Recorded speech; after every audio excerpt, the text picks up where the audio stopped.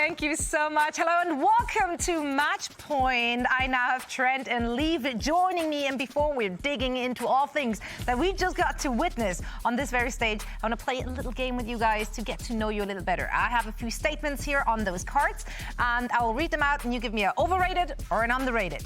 Right? Okay, right, we both got them. Easy, easy. I mean, if you can play a game like that, this one is going to be a walk in the park. All right. The first prompt is Thai food. Overrated or underrated? Since you just came back from Bangkok, we need some opinions. Underrated? Okay. What about you? Overrated. Overrated. You got to explain yourself. Not enough pizza. I'm just a picky eater, so I just... Oh, you're one of those. I stick to... Are you a nuggies kind of guy? I do like some nuggies. All right. I see where we're at with this one. In that case, your opinion literally doesn't matter. Yeah, it doesn't matter. Second prompt, Group Alpha. Is it overrated or underrated? Is that our group? That's not your group. Oh. That's the other group. You throw some shade. Overrated. Overrated. Okay, overrated. there we go. Oh, there we have the there it groups. is. Oh, wait. Oh, definitely overrated. Oh my God. I like that you were willing to dunk on them without even without even seeing 100 it. thieves and send, definitely.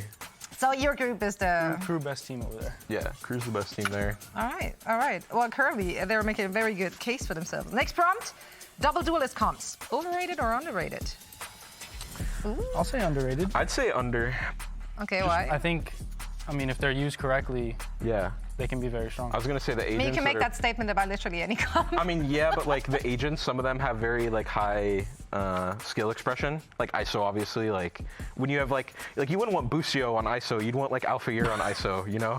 So the like ceiling is like insane for double duelist comps. Do you guys enjoy playing it or playing against it? It depends on who I'm playing against, and we don't really play double duelist, but it just depends on who we're playing against. Yeah. That's fair. All right, this is the last. Yeah, this is the last one. All right. Overrated or underrated? Energy. Esports?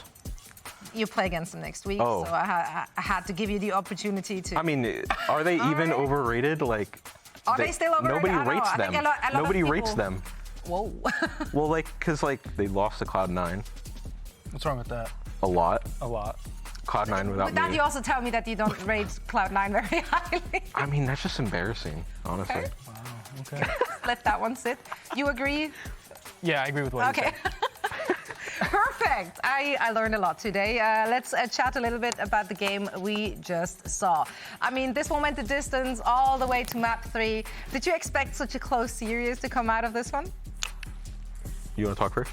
I mean, we never underestimate our opponents. We always give them a grain of salt, but definitely didn't expect that. We played some rounds bad, so it kind of let them get back into things. But, I mean, they're a good team. They have good players. They shoot back, so you never know what's going to happen in these games. Yeah, I mean, I'd agree. I think we had the chance to 2-0, like even when Pearl, like I think that was like where we made the most mistakes. Haven got a little hairy, but the map is kind of like that sometimes. And I mean, they're pretty good. So they have a lot more footage on us, and we didn't really know what to expect. So it's like, it's a little bit like surprise element, and like also their confidence is good and stuff like that. And they're like honeymooning a bit too. I want to kind of touch on this one.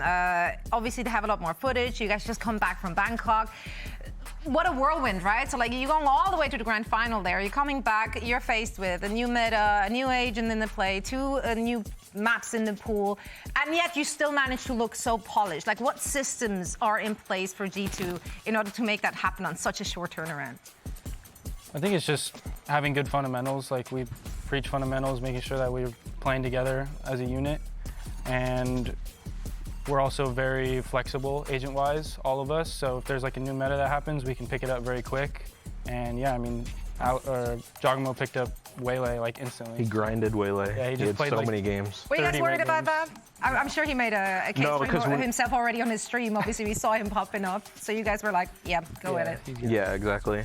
I mean, if he feels good about it, why not? Do you feel like the hero is just going to be a mainstay, or is it very niche just for certain players that they can make it work, or for certain teams that can make it work right now?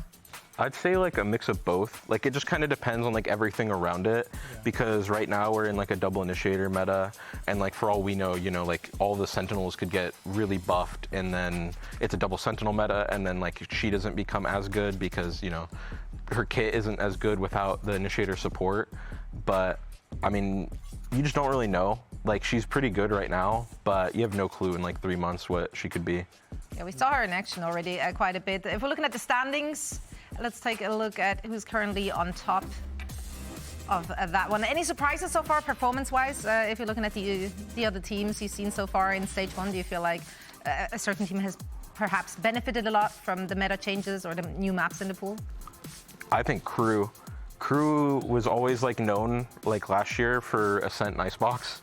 Like that was 2 staple maps for them, and they were also pretty like bad, I'd say, like at Bind and Abyss. So the map pool change definitely helped them. I think Loud's a little disappointing. I think they're going to come back from being down 0-1. Yeah, I agree. Probably the second best in that group. Yeah. We'll be playing tomorrow. I mean, obviously, 2G, like, that should be Loud's game. Yeah. Were you surprised at 2G's performance? I mean, they definitely look better. I wouldn't say it's surprising. They just had a lot of time, but I think that they're changing pieces around, which is really hard. I think even now they're changing like Zap out. So it's like there's a ton that they're moving, and it's like it's hard to be consistent with that, like moving so many pieces around. So I would say like it's kind of expected. Like they probably feel the pressure because it's like the other Ascension team is us. Yeah. And like if you're looking at like the standings of like NA team or like America's teams, it's like they're not doing too good, and like they probably feel pressured to make all of those changes because if not, then yeah, I mean, this is it. This That's is a it. shot, Yeah, right? exactly. You have to make changes as soon as you like recognize there is an issue. Yeah. Now, you guys also made a change very recently. You added Anders to the team as a strategic coach. That's obviously going to add like a bajillion more layers to the depth your roster can have. Has that had an impact so far in the game today already? How long has he been working with you guys already, since we only just saw the signing this week? I mean, I think Josh would be able to speak more to that because it's more so like he has a relationship with Josh, not really the players, but he does like preface it by saying like, oh, Anders came up with this or like this setup. And like, I'd say, yeah, like some of our defensive setups, we have new stuff, and then it's like, we're running new comps. Like we changed our comp on Pearl, and just having like the extra like brain in order to make it more fleshed out and like just have more opinions kind of like helps Josh, I'm assuming. So it's like, it definitely has had an effect. Yeah, more wrinkles, add more wrinkles. Yeah, that's the winning strategy. And obviously having pop-up players like the two of you. Thank you both so much for joining us today in our match point. It's been great to talking to you. And thanks everyone for watching. It's been a great day thus far. Of course, we have more action to come tomorrow, same place, same time. So make sure to tune in again. However, I'm not going to let you go just yet because I'm going to give you the Samsung SSD Fast Replay.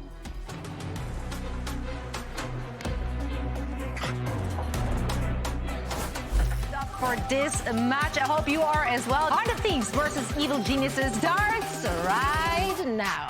Bit of a passive setup from Hunter Thieves. Icy's cooked, man. The response from Boostio with his ult was perfect. And now, re-aggressing 3 for Boostio. Armageddon gonna flush him out of the corner. Derek not able to connect onto anything. Boostio has 4 on the round. There's serious trouble here. Nature holding the line, getting 1 back.